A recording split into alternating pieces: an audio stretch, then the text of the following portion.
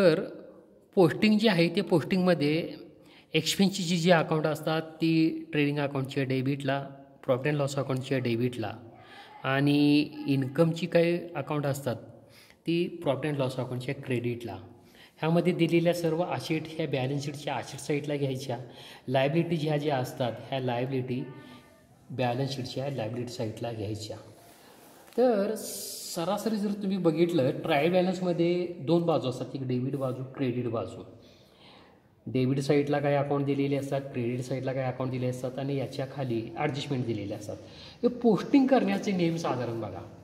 ह्या डेबिट साईडला जी काही अकाउंट दिलेले असतात, डेबिट साईडला साधारणपणे सर्व प्रकारच्या खर्चाचे अकाउंट आणि असेट्स असतात. ह्या साईडला सर्व प्रकारच्या खर्चाचे अकाउंट आणि असेट्स असतात.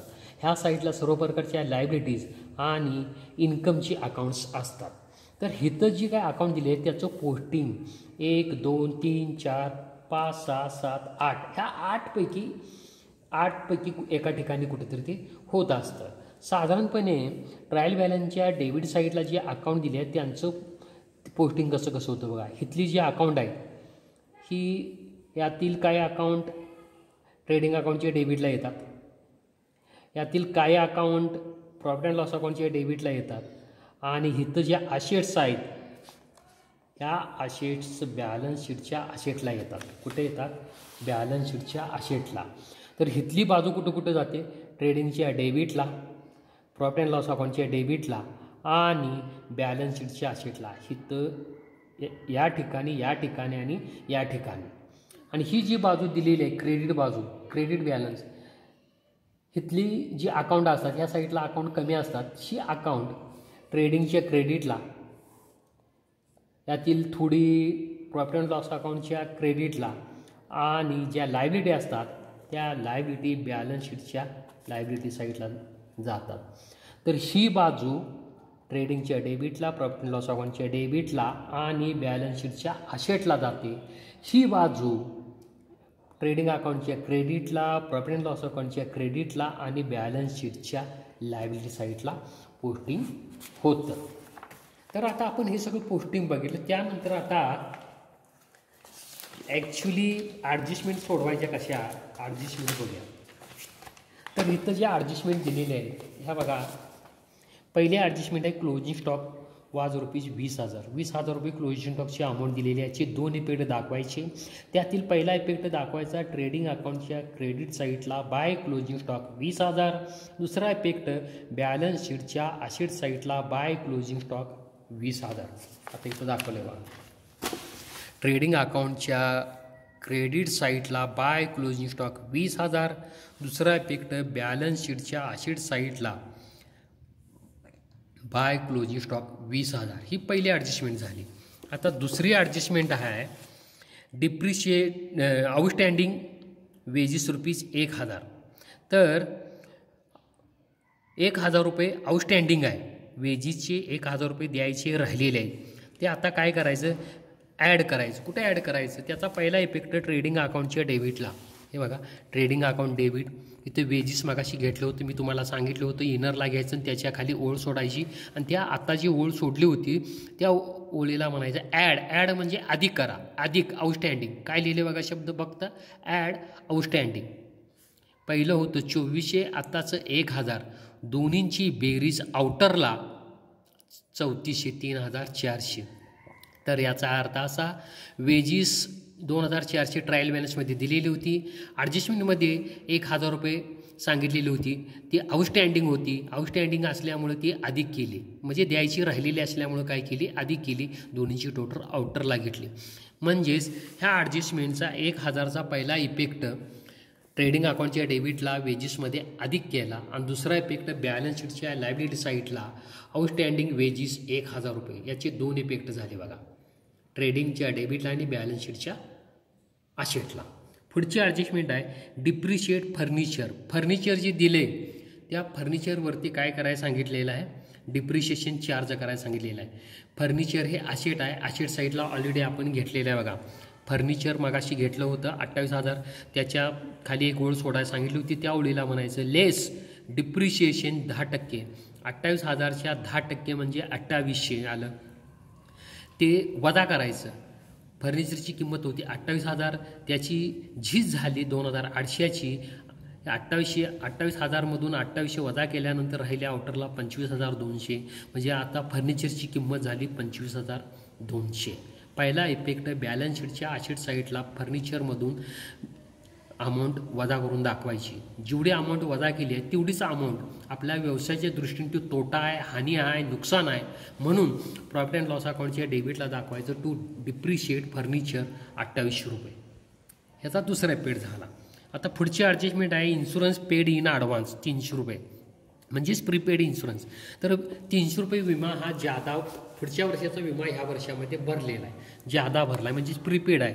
या ॲडजस्टमेंटचे दोन इफेक्ट कुठे कुठे. प्रीपेड म्हणले की वजा आणि आउटस्टँडिंग म्हणले की अधिक. प्रीपेड म्हणले की वजा करायचं कुठं, प्रॉफिट अँड लॉस अकाउंटच्या डेबिटला इन्शुरन्स घेतलेला आहे 1200 रुपये, त्याच्या खाली ओळ सोडायला सांगितली होती, त्या ओळीला लिहायचं लेस म्हणजे वजा करा, प्रीपेड 300 रुपये, 1200 वजा 300 राहिलं 900 रुपये आउटरला. आणि ह्या 300चा दुसरा इफेक्ट बॅलन्स शीटच्या असेट साईडला प्रीपेड इन्शुरन्स 300 रुपये. प्रीपेड इन्शुरन्सचे दोन इफेक्ट बघा. पहिला effect profit and loss account किंवा ट्रेडिंग अकाउंटच्या डेबिटला संबंधित अकाउंटमधून तेवढी अमाऊंट वजा करा. हे आता इन्शुरन्सला सांगितले असल्यामुळे इन्शुरन्समधून तेवढी अमाऊंट वजा केली आणि वजा करून राहिलेली शिल्लक आउटर कॉलमला घेतली. आणि याचा 300 रुपयेचा दुसरा इफेक्ट बॅलन्स शीटच्या असेटला प्रीपेड इन्शुरन्स. ह्या सर्व आता ॲडजस्टमेंट झाल्या. आता अकाउंट क्लोज करायचं. सर्व अकाउंटचं पोस्टिंग आणि ॲडजस्टमेंट झाल्यानंतर काय करायचं, अकाउंट क्लोज करायचं. अकाउंट क्लोज करायचं असताना पहिल्यांदा ट्रेडिंग अकाउंट क्लोज करायचं. ट्रेडिंग अकाउंट क्लोज करण्याची पद्धत बघा. इथंपर्यंत हे सगळं झालेलं होतं. त्याच्या खाली 2-3 ओळी शिल्लक ठेवायच्या आणि आउटर कॉलमच्या अमाऊंट कॉलमला आडवी रेस मारायची एकाच ओळीला. इथं आता आडवी रेस मारल्या, त्याच ओळीला इकडे आडवी रेस मारायची. त्यानंतर ह्या साईडची बेरीज कच्ची करायची, ह्या साईडची बेरीज कच्ची करायची. दोन्हीपैकी कुठली बेरीज जास्त आहे ती दोन्ही साईडला मांडून घ्यायची. ह्या ठिकाणी ट्रेडिंग अकाउंटच्या क्रेडिट साईडची बेरीज जास्त असल्यामुळे ती आली 72,500, तीच इकडं मांडून घेतली. अकाउंट क्लोज करण्याची पद्धत. अकाउंटला 2 बाजू असतात, डेबिट आणि क्रेडिट. डेबिट आणि क्रेडिटपैकी ज्या बाजूची बेरीज जास्त आहे ती अगोदर करा, ती दुसऱ्या साईडला मांडून घ्या आणि ह्या साईडची बेरीज, दुसऱ्या साईडची बेरीज त्यातून वजा करा. आता ह्या 72,500मधून 18,000, 24,000, 3400 आणि 1200 इथंपर्यंतची बेरीज झाल्या 46,700. किती झाल्या, 46,700. 72,500 वजा 46,700, इथं शिल्लक राहिले 25,900. हा जो फरक आहे ह्या फरकाला म्हणायचं टू ग्रॉस प्रॉफिट. म्हणजेच पार्टनरशिप फर्मचा प्रॉफिट आला आहे 25,900. तो कुठं ट्रेडिंग अकाउंटला मिळतो. त्यानंतर हा काय करायचा, प्रॉफिट अँड लॉस अकाउंटच्या क्रेडिटला घ्यायचा पहिल्या ओळीला. जर प्रॉफिट आला तर इथं घ्यायचा, लॉस आला असता तर ती इथं घेतला असता. आता प्रॉफिट असल्यामुळे पहिल्या ओळीला इथं घेतला. तसंच हे अकाउंट क्लोज करायचं. Profit and loss account close करायचं. प्रॉफिट अँड लॉस अकाउंटची 4-5 ओळी सोडायच्या, अमाऊंट कॉलमला आडवी रेस मारायची, तसंच दोन्ही बाजूला मारून घ्यायची. त्यानंतर इथेही ज्या डेबिट आणि क्रेडिट बाजू दोन्हीपैकी कुठल्या बाजूची बेरीज जास्त आहे ती अगोदर करायची. ह्या साईडची बेरीज जास्त आहे 28,100, ती केली. ह्या साईडची बेरीज कमी आहे, कमी म्हणजे ह्या साईडची बेरीज आहे 8,700, ही आहे 8,700, ही आहे 28,100. म्हणून हेही दोन्ही साईडला मांडून घेतली. त्यातून 28,100मधून 8,700 वजा करायचं, फरक आला 19,500. 19,500 हा नेट प्रॉफिट आला. पार्टनरशिप फर्मचा नेट प्रॉफिट किती आला, 19,500.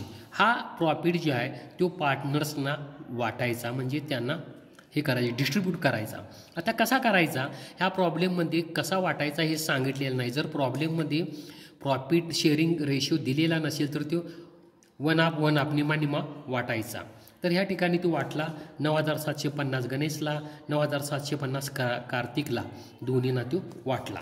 आता ही जो 9,750 आणि 9,750 गणेश आणि कार्तिकला जो प्रॉफिट वाटून आला आहे तो त्यांच्या पार्टनर्स कॅपिटल अकाउंटच्या क्रेडिटला घ्यायचा. पार्टनर्स कॅपिटल अकाउंटच्या क्रेडिटला बाय नेट प्रॉफिट 9,750, 9,750.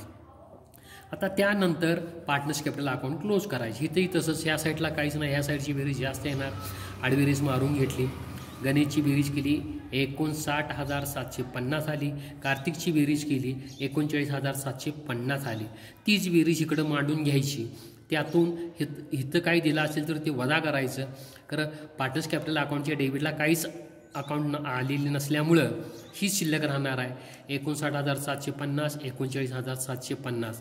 त्याला म्हणायचं to balance carried down, to balance transfer to partners capital account, to transfer to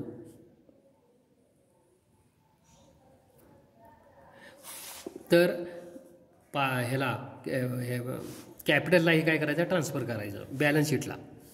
balance शीटला कॅपिटल घ्यायचं. इथं आता घेतले बघा कॅपिटल. गणेशचं किती आलं 59,750, 59,750. कार्तिकचं 39,750. यानंतर आता काय करायचं, बॅलन्स शीटची टोटल करायची. आडबेरीस अमाऊंट कॉलमला आडबेरीस मारायची, तसंच इकडं मारायची, लायबिलिटीला पण आशेटला पण. आणि आशेट साईडची आपण बेरीज करू. ती बेरीज आली 1,18,300. आशेट साईडची जेवढी बेरीज आली आहे तेवढीच लायबिलिटी साईडची आली पाहिजे. दोन्ही साईडची बेरीज समान आली तर आपला प्रॉब्लेम टॅली झाला, बरोबर आहे असा त्याचा अर्थ होतो. आता ह्या साईडची बेरीज केली 1,18,300, ह्या साईडची बेरीज केली 1,18,300. तर हा आपला प्रॉब्लेम टॅली झाला असं